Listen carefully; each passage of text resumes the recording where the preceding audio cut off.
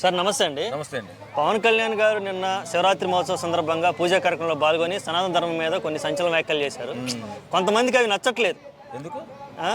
ఇప్పుడు ఎవరి ధర్మాన్ని వాళ్ళు నిర్వర్తించాలండి. ఈ రోజుల్లో ఏయ్ ఆగరా నీ గోల తలకాని ఏదైనా మంచి మళ్ళీ ఓకే.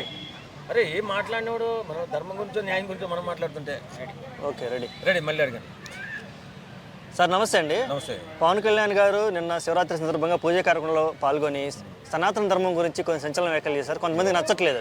ఎందుకు నచ్చలేదండి? ఎవరి ధర్మాన్ని వాళ్ళు పాటించాలా, ఎవరి వృత్తిని వారు కొనసాగించాలా. ఇప్పుడు సనాతన ధర్మం అంటే ఏంటంటే మనము సక్ర మార్గంలో నడిచేటటువంటి మార్గం. అది క్రిస్టియానిటీ అయినా లేకపోతే ముస్లిమ్స్ వాళ్ళదైనా లేకపోతే మన హిందువుదైనా. మన హిందువుది సనాతన ధర్మ మార్గం అంటే ఏంటి?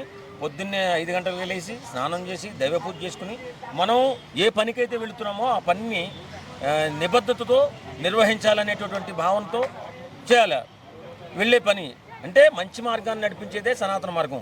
ఆ సనాతన మార్గం అని మనం హిందువులు అనుకుంటాం, క్రిస్టియన్లు ఒకటి అనుకుంటారు, ముస్లింలు ఒకటి అనుకుంటారు. దానిలో తప్పే ఉంది. ఎవడి మార్గాన్ని ఎవడి కుటుంబాన్ని వాడు ఎలా పోషించుకుంటున్నామో ఎవడి ధర్మాన్ని వాడు పాటించవలసిన అవసరం ఉంది. లేకపోతే రేపు పొద్దున్న చెడు మార్గాలకు బానిసలయ్యే అవకాశం ఉంది. యువత మంచి మార్గంలో నడాలంటే మన ధర్మాన్ని మనం పాటించాల్సిందే. ఓకే. అంటే పవన్ కళ్యాణ్ గారి మీద కొన్ని ట్రోల్స్ కూడా వచ్చాయి. మొన్న గంగా నదిలో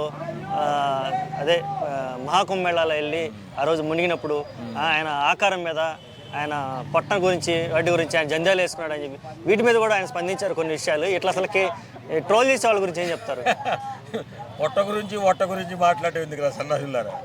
వాస్తవంగా మీకైనా ఈర్ష్య ఉంటే, మీకేదన్నా ఆయన ఎదిగిపోయాడనే బాధ ఉంటే మీరు వాళ్ళు చేసిన వాగ్దానం చేసినటువంటి పథకాల గురించి గట్టిగా అడగండి. పొట్ట గురించి దాని గురించి మాట్లాడి ఎవరి సమాజానికి ఏం మెసేజ్ ఇస్తున్నారు మీరు? పవన్ కళ్యాణ్ సనాతన ధర్మం గురించి మాట్లాడితే మీకేంటి? మంచిగా ఉండండి అని చెప్తాడు, లేదంటే మీ దారిని మీరు వెళ్ళిపోండి అని చెప్తాడు. అంతేగాని ఆయనేం మీ జోలికి రాడు కదా. ఆయన్ని ఎందుకు ట్రోల్ చేస్తున్నారా? మహానుభావుడు ఆయన సంపాదించిన దాంట్లో 80% డబ్బు పేద ప్రజలకే ఇచ్చేసాడు. అలాంటి వ్యక్తితో పెట్టుకుంటే మీరు అగ్గితో పెట్టుకున్నట్టే. తప్పురా నాయన, అలాంటివి మాట్లాడకండి.